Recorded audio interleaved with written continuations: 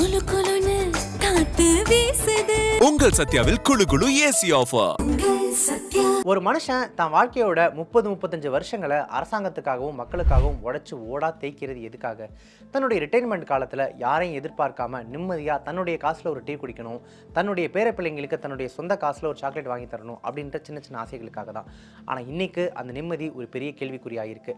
பழைய பென்ஷன் திட்டம் ஓபிஎஸ் ஒரு ஆலமரம் மாதிரி பாதுகாப்பாக இருக்குமா, இல்லை புதிய பென்ஷன் திட்டம் என்பிஎஸ் ஒரு தொட்டிச்செடி மாதிரி கிளைமேட் மாறினா கருகிடுமா? இதை பற்றின ஒரு யுத்தமே இன்னைக்கு தமிழ்நாட்டில் ஓடிட்டு இருக்கு. குறிப்பாக 2026 சட்டமன்ற தேர்தல் வந்துட்டு இருக்கிற இந்த நேரத்தில் இது வெறும் பொருளாதார பிரச்சனை மட்டும் இல்லை, ஒரு பெரிய அரசியல் மாற்றத்தை ஏற்படக்கூடிய ஆயுதமாகவும் இருக்குது.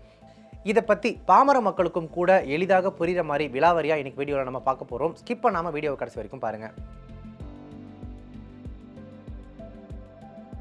முதல்ல பழைய பென்ஷன் திட்டம், அதாவது இந்த ஓபிஎஸ் பற்றி டீட்டெயிலாக பார்க்கலாம். இதை ஏன் அரசு ஊழியர்கள் கொண்டாடுறாங்க? சிம்பிளாக சொல்லணும்னா இது ஊழியர்களுக்கு அரசு கொடுக்குற ஒரு வரப்பிரசாதம். முதலீடு கிடையாது. அதாவது உங்கள் சம்பளத்திலிருந்து ₹1 கூட பென்ஷனுக்காக பிடிக்க மாட்டாங்க.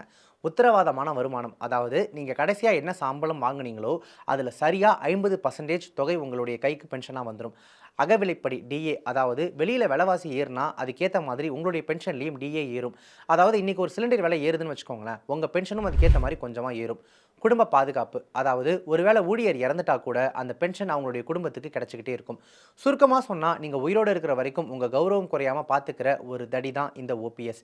இதனால தான் அரசு வேலை கிடைச்சா வாழ்க்கை செட்டில் ஆகிடும் அப்படின்னு சொல்லி அன்றைக்கெலாம் சொல்லிட்டு இருந்தாங்க. அப்படியே 2004க்கு பிறகு வந்த புது திட்டத்தை பற்றி பார்க்கலாம். இதை பங்களிப்பு ஓய்வூதிய திட்டம், சிபிஎஸ் அல்லது என்பிஎஸ் அப்படின்னு சொல்கிறாங்க.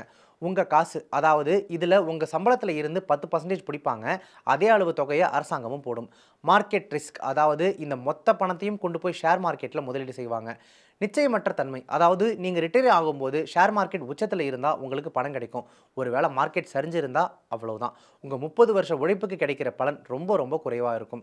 அரசு ஊழியர்கள் கேட்கிற ரொம்ப நியாயமான கேள்வி என்ன அப்படின்னா, நாங்கள் 30 வருஷம் உழைக்கிறது ஒரு சூதாட்டம் மாதிரி பங்குச்சந்தையை நம்பியாக இருக்கணும் அப்படின்றது தான். இது ஒரு செடி மாதிரி, மழை பெஞ்சா வளரும், வெயில் அடித்தா கருகிடும். இதில் ஒரு நிலையான நிம்மதி இல்லை அப்படின்றது தான் கசப்பான உண்மை. ஆனால் அந்த பழைய பென்ஷன் திட்டத்தில் பார்த்தீங்கன்னா இந்த நிலைத்தன்மை இருந்ததுனால தான் அதை அவ்வளோ செலிப்ரேட் பண்ணுறாங்க. சரி, இதில் அரசுக்கு என்ன கஷ்டம்? அரசாங்கத்தை பொறுத்த வரைக்கும் ஓபிஎஸ், அதாவது பழைய பென்ஷன் திட்டம் அப்படிங்கிறது ஒரு நிதிச்சுமை. எதிர்காலத்தில் கோடிக்கணக்கான ரூபாய் பென்ஷன் கொடுக்கணும் அப்படின்னா மக்கள் நலத்திட்டங்களுக்கு பணம் இருக்காது அப்படின்னு சொல்லி அரசு நினைக்கிறாங்க. ஆனால் தமிழ்நாட்டில் ஊழியர்களோட தொடர் போராட்டம் காரணமாக இப்போ ஒரு லேட்டஸ்ட் டெவலப்மெண்ட் 2026 நிலவரப்படி வந்திருக்கு. அதுதான் டிஏபிஎஸ், தமிழ்நாடு அஷ்யூர்டு பென்ஷன் ஸ்கீம். அதாவது ஓபிஎஸ்க்கும் என்பிஎஸ்க்கும் நடுவில் ஒரு பாலமாக ஒரு திட்டத்தை அறிவிச்சிருக்காங்க. இதில் ஊழியர்களோட பங்களிப்பு இருந்தாலும் ஓய்வு பெறும்போது இவ்வளவு பென்ஷன் கன்ஃபார்ம்னு ஒரு உத்தரவாதத்தை அரசு கொடுக்குது. இது ஊழியர்களுக்கு ஒரு சின்ன ஆறுதலாக இருந்தாலும் ஒரு முழுமையான பழைய பென்ஷன் வேணுங்கிற கோரிக்கை இன்னும் ஓயவே இல்லை. தமிழ்நாட்டில் 6 லட்சத்துக்கும் அதிகமான அரசு ஊழியர்கள் இருக்காங்க. அவங்களோட குடும்பங்களையும் சேர்த்தா இது ஒரு பெரிய வாக்கு வங்கி. அதனால தான் வரப்போகிற 2026 தேர்தலில் இது ஒரு முக்கியமான வெற்றி தோல்வியை தீர்மானிக்கக்கூடிய கருவியாக இருக்கும்னு அரசியல் விமர்சகர்கள் சொல்கிறாங்க. கடைசியாக ஒன்று சொல்லணும் அப்படின்னா, ஒரு அரசு ஊழியர்களுடைய உழைப்பு அப்படிங்கிறது நாட்டுக்காக கொடுக்கப்படுற உழைப்பு. அவங்க வயசான காலத்தில் மற்றவங்க முன்னாடி கை கட்டி நிற்காமல் இருக்கிறது தான் ஒரு நல்ல அரசாங்கத்துக்கு அழகு. பழைய பென்ஷன் திட்டத்தை மீண்டும் கொண்டு வருவாங்களா, இல்லை இந்த புதிய திட்டங்கள் ஊழியர்களை திருப்திப்படுத்துமா? காலம் தான் பதில் சொல்லணும். அல்லது அந்த நிதிச்சுமையை குறைச்சி இந்த பக்கம் இவங்களையும் திருப்திப்படுத்துறதுக்கு அரசாங்கம் என்ன நடவடிக்கை எடுக்க போறாங்க? இதை பற்றி உங்களுடைய கருத்து என்ன? பழைய பென்ஷன் திட்டம் தான் பெஸ்ட்டா, இல்லை அரசு சொல்கிற நிதிச்சுமை காரணமாக புதிய திட்டங்கள் சரிதானா, அதை நம்ம ஏற்றுக்க பழகிக்கணுமா? உங்களுடைய கருத்துக்களை மறக்காமல் கமெண்ட்ஸை சொல்லுங்கள். இந்த வீடியோ உங்களுக்கு பிடிச்சிருந்துச்சுன்னா லைக் பண்ணுங்கள். உங்கள் அரசு ஊழியர் நண்பர்களுக்கும் மறக்காமல் இந்த வீடியோ ஷேர் பண்ணுங்கள், ரொம்ப யூஸ்ஃபுல்லாக இருக்கும். இந்த மாதிரி முக்கியமான விஷயங்கள் நீங்கள் தொடர்ச்சியாக தெரிஞ்சுக்கணும் அப்படின்னா நம்ம சேனலை மறக்காமல் சப்ஸ்கிரைப் பண்ணிட்டு போய் ஃபாலோ பண்ணிக்கோங்க. Subscribe to One India and never miss an update.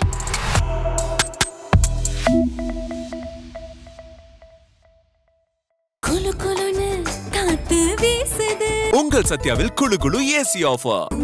Sathya.